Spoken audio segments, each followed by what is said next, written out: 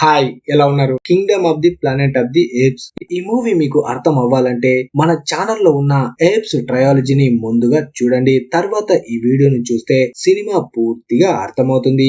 మీకు ఐడియా ఉండడం కోసం చిన్నగా ముందు స్టోరీని చెప్తాను. మనుషులు తమ తెలివిని పెంచుకోవడం కోసం ఒక వైరస్ ని క్రియేట్ చేస్తారు. ఆ వైరస్ ఎలా పనిచేస్తుందో తెలుసుకోవడం కోసం ఒక సైంటిస్ట్ ముందుగా ఏప్స్ పై ప్రయోగం చేస్తాడు. కానీ ఒక రోజు అనుకోకుండా ఒక ఎక్స్పెరిమెంట్ ఫెయిల్ అవ్వడం వల్ల అది మొత్తం ప్రపంచానికి వ్యాపిస్తుంది. ఏ వైరస్ అయితే ఇన్ఫెక్ట్ అయిన ఏప్స్ ఉన్నాయో అవి చాలా తెలివిగా మారతాయి. కానీ మనుషులు మాత్రం దాన్ని తట్టుకోలేక ప్రాణాలు కోల్పోతారు. ఎవరో కొందరు మాత్రమే ఆ వైరస్ నుంచి తప్పించుకొని బతికిపోతారు. కానీ అలా బతుకుతున్న వాళ్ళకి కూడా ఆ వైరస్ మ్యూటేట్ అవుతుంది. అందువల్ల నెమ్మదిగా ఆ వైరస్ మ్యూటేట్ అయిన వాళ్ళలో మైండ్, ఆలోచన శక్తి అంతా కోల్పోతారు. అసలు మనుషులు మాట్లాడడమే మర్చిపోతారు. పూర్తిగా ప్రపంచంలో మనుషులు జంతువులా మారతారు. జంతువులు మనుషుల్లాగా తెలివిగా మారిపోతాయి. ఈ మొత్తం స్టోరీని ముందు వచ్చిన 3 మూవీస్ లో చూపించారు. ఇవి చూడాలంటే డిస్క్రిప్షన్ లో ఉన్న లింక్స్ ని క్లిక్ చేసి మొత్తం చూసేయండి. లాస్ట్ పార్ట్ ఎండింగ్ లో మొత్తం ఏప్స్ ని కాపాడిన తర్వాత ఏప్స్ లీడర్ అయిన సీజర్ చనిపోతాడు. అక్కడి నుంచి ఈ సినిమా 300 సంవత్సరాల తర్వాత మొదలవుతుంది. స్టార్టింగ్ లోనే 3 ఏప్స్ కనిపిస్తాయి. ఒకటి నోవా, అనయ ఇంకా సోనా. ఈ 3 కలిసి ఒక గద్ద గూడు దగ్గరికి వెళ్లి అందులో ఉన్న గుడ్లను తీసుకోవడానికి చూస్తాయి. తర్వాత వీళ్ళు ఆ గుడ్లను తీసుకొని వీళ్ళు ఉన్న ప్లేస్ కి రాగానే మనకి తెలుస్తుంది ఇక్కడ ఉన్న అన్ని ఏప్స్ దగ్గర ఒక గద్ద ఉంటుంది. ఈ ఏప్స్ తెగ చాలా పెద్దది. ఏదైనా ఏపు వయసుకు వచ్చింది అంటే వాళ్ళకి ఒక గద్ద గుడ్డుని ఇస్తారు. అలాగే ఆ గద్ద పెద్దగైన తర్వాత వాళ్ళు చెప్పినట్టే చేయడానికి, మాట వినడానికి వాళ్ళు ఒక పాట కూడా పాడతారు. ఈ పాట పాడడంలో నోవా వాళ్ళ నాన్న ఈ తెగ నాయకుడు మంచి తిట్ట అయి ఉంటాడు. ఒక రోజు రాత్రి నోవా ఉన్న చోటికి ఒక అమ్మాయి వస్తుంది. తను తినడానికి ఏదైనా ఉందేమో అని వెతుకుతూ ఉంటుంది. కానీ అప్పుడే నోవా తనని చూడగానే ఆ అమ్మాయి అక్కడి నుంచి పారిపోతుంది. అలా పారిపోతున్నప్పుడే నోవా దగ్గర ఉన్న గద్ద గుడ్డు కింద పడి పగిలిపోతుంది. దాంతో నోవాకి చాలా కోపం వస్తుంది.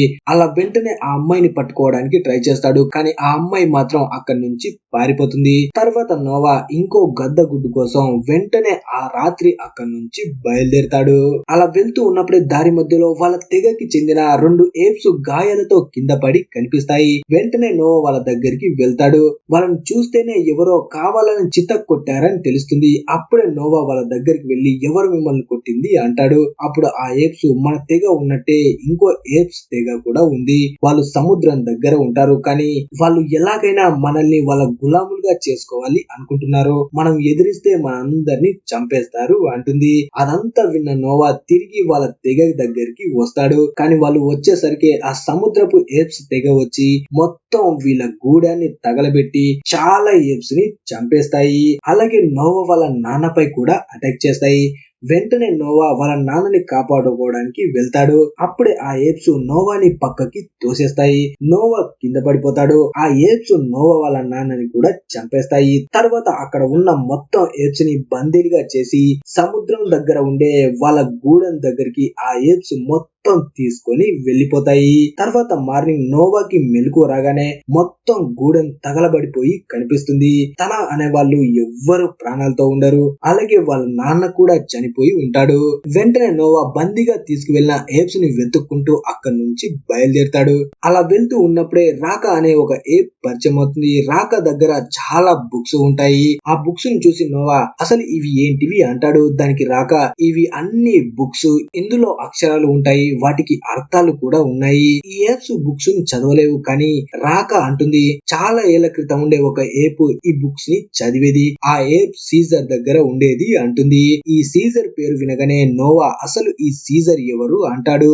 అప్పుడే రాక మనం ఇలా మాట్లాడుతూ తెలివిగా ఉన్నామంటే దానికి మొదటి కారణం సీజరే. తనే ఏప్స్ లో మార్పుని తీసుకువచ్చాడు. తను కింగ్ గా మారి ఒక ఏపు ఇంకో ఏపుని అస్సలు చంపకూడదని నియమం పెట్టాడు. అలా ఇద్దరు కొంతసేపు మాట్లాడుకుంటూ ముందుకు వెళ్తారు. కొంతసేపటి తర్వాత నోవా ఇంకా రాక మంచి దోస్తులు కూడా అవుతారు. అలా రాత్రికి ఇద్దరు తింటూ ఉన్నప్పుడే అప్పుడే అదే అమ్మాయి అక్కడికి వస్తుంది.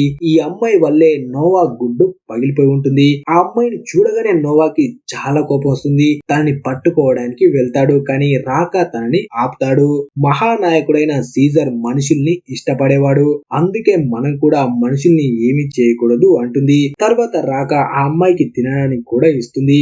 అలాగే రాక మనుషుల గురించి చెప్తుంది. మొదట మనుషులు చాలా తెలివిగా ఉండేవాళ్ళు, కానీ నెమ్మదిగా వాళ్ళు మనలా మారిపోయారు. ఇప్పుడు వాళ్ళకి అస్సలు తెలివి లేదు అంటుంది. తర్వాత రోజు నోవా, రాక, ఆ అమ్మాయి ముగ్గురు కలిసి అక్కడి నుంచి అడవిలో ముందుకు వెళ్తూ ఉంటారు.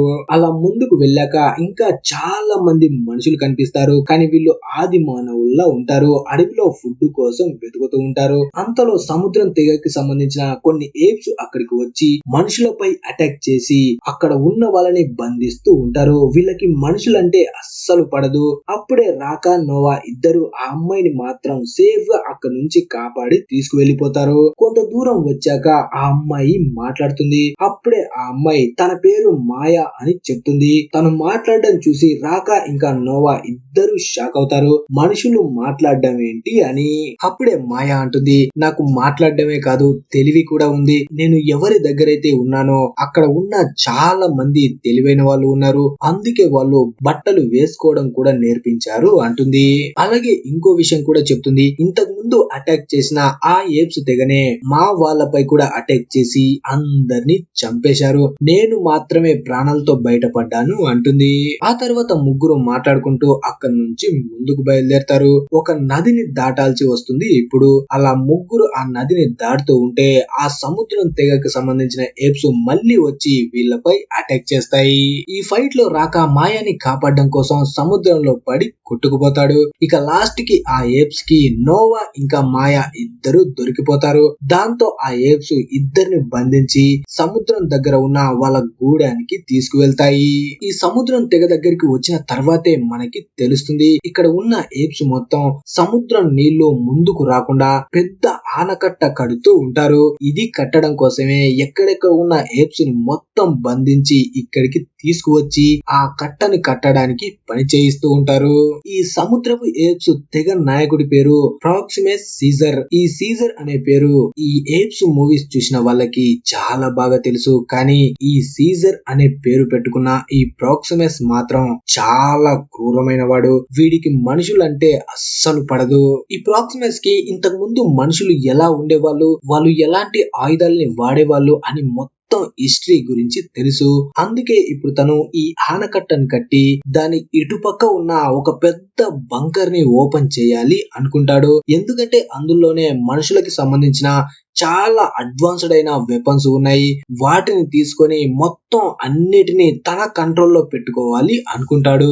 అందుకే ఇతర తెగలపై అటాక్ చేసి అక్కడ ఉన్న ఏప్స్ ని బందీలుగా తీసుకువచ్చి ఆ బంకర్ డోర్ ని ఓపెన్ చేయడానికి నానా కష్టాలు పెడుతూ ఉంటాడు. డైలీ ఆ బంకర్ ని ఓపెన్ చేయడానికి ట్రై చేస్తారు, కానీ ఎంత ట్రై చేసినా అస్సలు పనవదు. కానీ ప్రాక్సిమస్ మాత్రం అదే పనిగా దాన్ని ఓపెన్ చేయడం కోసమే ట్రై చేస్తూ ఉంటాడు. అలాగే ప్రాక్సిమస్ కి ఇంతకు ముందు మనుషుల గురించి బాగా తెలుసు.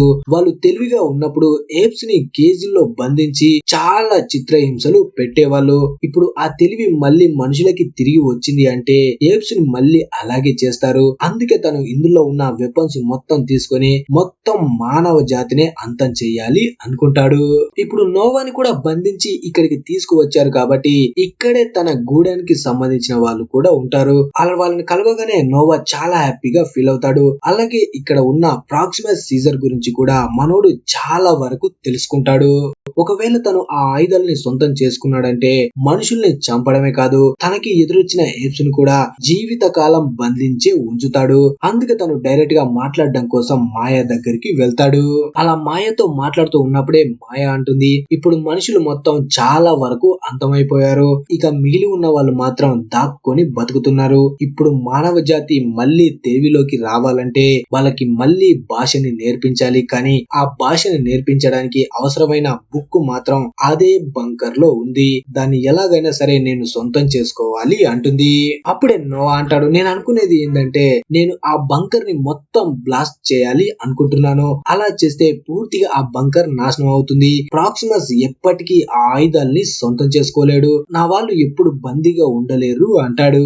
దాంతో మాయా కూడా నోవా చెప్పిన మాటలకి ఒప్పుకుంటుంది. అలాగే నోవా ఆ బంకర్ ని బ్లాస్ట్ చేస్తున్నప్పుడు తనకి హెల్ప్ చేయడానికి కూడా వెంట వస్తుంది. అలాగే ఇంకో ఇంకో విషయం కూడా నోవాతో చెప్తుంది. బ్లాస్ట్ చేయడానికి ముందు లోపల ఉన్న బుక్ ని నేను సొంతం చేసుకోవాలి అంటుంది. దాంతో అదే రోజు రాత్రి నోవా తన దోస్తుల్ని తీసుకొని ఆ బంకర్ లోపలికి వెళ్ళడానికి ట్రై చేస్తాడు.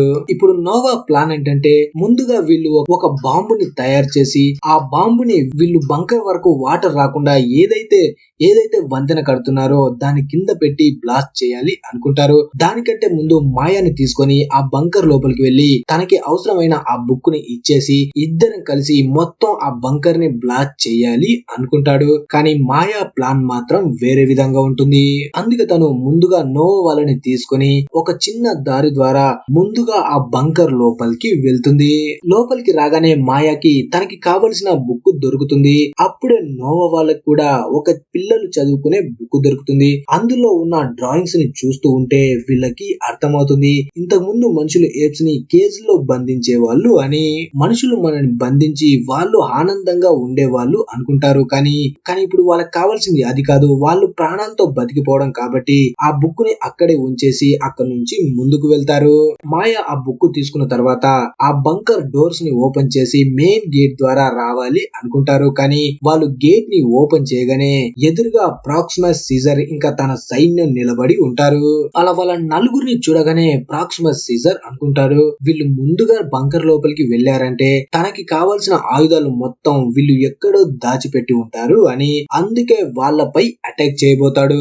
అలాగే ప్రాక్సిమస్ నోవా దోస్తుని పట్టుకొని మీరు ఆయుధాలు ఎక్కడ దాచిపెట్టారు, నాకు వ్యతిరేకంగా ఏం ప్లాన్ వేస్తున్నారు ముందుగా నాకు చెప్పండి, లేదంటే నీ దోస్తుని చంపేస్తానని నోవాని భయపెడతాడు. అలా నోవా దోస్తుని చంపేయమని తన వాళ్ళకి చెప్తాడు. వాళ్ళు చంపడానికి వెళ్తూ ఉన్నప్పుడే మాయ తన దగ్గర ఉన్న గన్ బయటికి తీసి ఆ ఏప్ ని చంపేస్తుంది. ఆ గన్ ని చూడగానే ప్రాక్సిమస్ సీజర్ చాలా హ్యాపీగా ఫీల్ అవుతాడు. వెంటనే మాయాతో డీల్ చేసుకుంటాడు. నిన్ను నీ వాళ్ళని అందరినీ ఇక్కడ నుంచి ప్రాణాలతో వదిలేస్తాను, దానికి బదులుగా మొత్తం ఆయుధాలు నాకు ఇచ్చేయాలి అంటాడు. కానీ మాయ మనసులో మాత్రం ఈ ఆయుధాలు ప్రాక్సిమస్ కి దొరికాయంటే మొత్తాన్ని అంతం చేస్తాడు. అందుకే తన చేతిలో పడకూడదని వెంటనే అక్కడ నుంచి పారిపోయి ఆ వంతెన దగ్గరికి వస్తుంది. అక్కడే వాళ్ళు బాంబుని ఏర్పాటు చేసి ఉంటారు. అలా బాంబ్ బ్లాస్ట్ అవ్వగానే ఆ వంతెన కూలిపోయి మొత్తం సముద్రం నీళ్లు ఆ బంకర్ లోపలికి వస్తూ ఉంటాయి. ఆ సముద్రం వల్ల ప్రాక్సిమస్ సీజర్ కి సంబంధించిన చాలా ఏప్స్ చనిపోతాయి. కానీ నోవా తెగ నుంచి బంధించి తీసుకువచ్చిన ఏప్స్ కి మాత్రం వాళ్ళు చెట్ల మీద ఎలా ఉండాలి, నీటిలో ఎలా ఉండాలి అన్ని విధాలుగా తెలుసు కాబట్టి ఆ సముద్ర నీళ్ళ నుంచి తప్పించుకొని వాళ్ళు ప్రాణాలతో బయటపడతారు. కానీ ప్రాక్సిమస్ సీజర్ కి సంబంధించిన అన్ని ఏప్స్ చనిపోతాయి. తర్వాత నోవా వాళ్ళు ప్రాణాలని కాపాడుకొని ఆ బంకర్ పైకి వచ్చేస్తారు. అక్కడే వీళ్ళు సేఫ్ గా ఉంటాము అని. కానీ అక్కడికి కూడా ప్రాక్సిమస్ సీజర్ వచ్చేస్తాడు. అలా వెంటనే వాడు నోవా పై అటాక్ చేసి తనని పిచ్చ కొడుతూ ఉంటాడు. అలాగే అక్కడ ఉన్న ఏప్స్ తో అంటాడు, మీరందరూ నా బానిసలు, నేను చెప్పినట్టే చేయాలి, మీ జీవిత కాలం నాకు సేవ చేసే ప్రాణాలు పోగొట్టుకోవాలి అంటాడు. కానీ ఆ మాటలు వింటున్న నోవాకి మాత్రం చాలా కోపం వస్తుంది. వెంటనే వాళ్ళ గూడెంలో పాడే పాటని పాడతాడు. ఈ పాట వింటే వాళ్ళ గూడెంలో ఉన్న గద్దలు ఎక్కడ ఉన్నా వీళ్ళ దగ్గరికి వచ్చేస్తాయి. ఆ పాట వినగానే మొత్తం గద్దలు అక్కడికి వస్తాయి.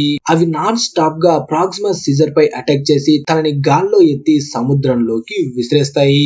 అలా ప్రాక్సిమస్ సీజర్ చనిపోతాడు. తర్వాత నోవా మొత్తం తన ఏప్స్ ని తీసుకొని మళ్ళీ వాళ్ళ గూడెం దగ్గరికి తిరిగి వస్తాడు. ఇక్కడికి వచ్చి చూస్తే మొత్తం గూడెం నాశనం అయిపోయి ఉంటుంది. కానీ అందరూ కలిసి మళ్ళీ బాగు చేసుకొని అక్కడే బతకాలి అనుకుంటారు. ఇక లాస్ట్ కి అన్ని ఏప్స్ హ్యాపీగా ఉంటూ ఉంటాయి. కానీ నోవాకి మాత్రం మాయాపై చాలా కోపంగా ఉంటుంది. ఎందుకంటే తను తప్పించుకొని మొత్తం ఆ వంతెన్ని బ్లాస్ట్ చేసి తన వాళ్ళని ప్రమాదంలో నెట్టేసింది. కాబట్టి నోవా ఇంకా తన వాళ్ళు ఎప్పటికీ మనుషుల్ని నమ్మకూడదు అనుకుంటారు. అలాగే నోవా వాళ్ళు ఒక నిర్ణయం తీసుకుంటారు. ఇకపై నుంచి వీళ్ళ తెగ చాలా శక్తివంతంగా మారాలి, ఎవ్వరు వీళ్ళని బానిసలుగా చేసుకోకూడదు అనుకుంటారు. తర్వాత మాయ కనిపిస్తుంది. తను బంకర్ నుంచి ఏ బుక్ నైతే తీసుకుందో ఆ బుక్ తో తను ఇంకో చోట ఉండే మనుషుల దగ్గరికి వెళ్తుంది. ఉంటుంది. ఇక్కడికి రాగానే మనకి తెలుస్తుంది ఇక్కడ ఇంకా చాలా మంది మనుషులు మాయాలాగే చాలా తెలివితో ఉంటారు. వీళ్ళ దగ్గర చాలా తెలివి ఉంటుంది. అలాగే వీళ్ళు ఇంకా సిస్టమ్స్ ని కూడా వాడుతూ ఉంటారు. అలాగే వీళ్ళు ఇక్కడ నుంచి ఇంకా తెలివైన మనుషులు ఎక్కడైతే ఉన్నారో వాళ్ళతో కమ్యూనికేట్ అవ్వడానికి ట్రై చేస్తూ ఉంటారు. ఇప్పుడు మాయా తీసుకొచ్చిన దాన్ని ఉపయోగించి శాటిలైట్ ని బాగు చేసి ఇంకో సైడ్ ఉన్న మనుషులతో కమ్యూనికేట్ అవుతారు. అంటే ఇంకా చాలా మంది మనుషులు చాలా చోట్ల చాలా టెక్నాలజీతో బతుకుతూ ఉంటారు. అందరిని వీళ్ళు కాంటాక్ట్ అవుతూ ఉంటారు. అలా ఈ మూవీ ముగుస్తుంది. మరి ఈ మూవీ మీకు ఎలా అనిపించింది అనేది కింద కామెంట్ చేసి చెప్పండి. అలాగే వీడియో నచ్చితే వీడియోని లైక్ చేసి ఛానల్ ని సబ్స్క్రైబ్ చేసుకోండి. Thanks for watching.